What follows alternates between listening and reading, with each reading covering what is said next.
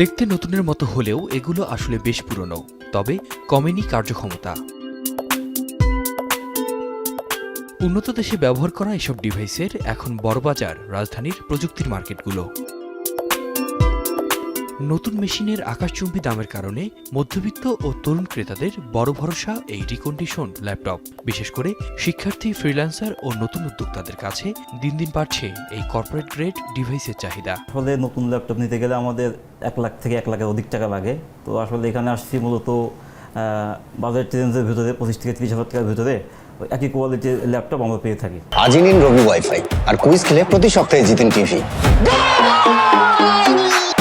কম টাকা বাজেটের মধ্যে ল্যাপটপগুলো খোঁজে। স্টুডেন্ট আছে, কিছু কিছু আপনার চমিক লেভেলের আছে, যারা অফিসিয়াল লেভেলেও আছে, ইউজ করতে চায়, তাদের জন্য আসলে এই ল্যাপটপগুলো। আমাদের যে স্টুডেন্টের বাজেট, সেই বাজেটে হচ্ছে ব্র্যান্ড নিউ মডেল নেওয়া সম্ভব হয় না। সেই ক্ষেত্রে হচ্ছে এই মার্কেটে ঝুঁকার প্রয়োজন পড়ে। ক্রেতাদের আস্থা ধরে রাখতে বিক্রেতারা দিচ্ছেন বিশেষ ওয়ারেন্টি ও বিক্রয়োত্ত সেবা। তবে বাজার বড় হওয়ার সাথে বাড়ছে উদ্বেগও। পণ্যের কর্মক্ষমতা, ব্যাটারির লাইফ কিংবা ভেতরের যন্ত্রাংশের মান নিয়ে প্রায়ই অভিযোগ তুলছেন অনেকে।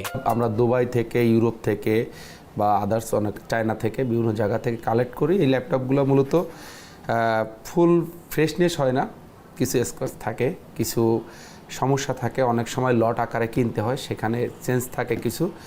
অবশ্যই আমরা বাংলাদেশে যেগুলো বিক্রি করে গেলে ফুল অথেন্টিক বডি এবং প্রত্যেকটা বডির আমাদের প্রত্যেকটা ল্যাপটপের একটা থাকে। কাস্টমারের কাছে যখন আমরা বিক্রি করি তখন একটা রিপ্লেসমেন্ট গ্যারান্টি দিয়ে থাকি। ব্যবসায়ীরা বলছেন, সঠিকভাবে যাচাই বাছাইয়ের মাধ্যমে সরকারি বেসরকারি বিভিন্ন দপ্তরের রিকন্ডিশন ল্যাপটপ কিনতে হবে। সরকার যদি সরকারি অফিসগুলোতে ইউজ ল্যাপটপের একটা প্রচলন ব্যবহার শুরু করতো, তাহলে এক্ষেত্রে দুইটা ব্যাপারই, যেমন মানি সেভ হইতো, প্লাস হচ্ছে আমাদের ল্যাপটপ ইউজের প্রচলনটা অনেক বেড়ে যেত।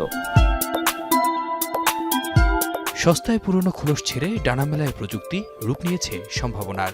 তবে চোরাই বা নকল পণ্য ক্রমবর্ধমান বাজারের সবচেয়ে বড় চ্যালেঞ্জ বলছেন সংশ্লিষ্টরা। আতিক মিজবাহ, এখন ঢাকা।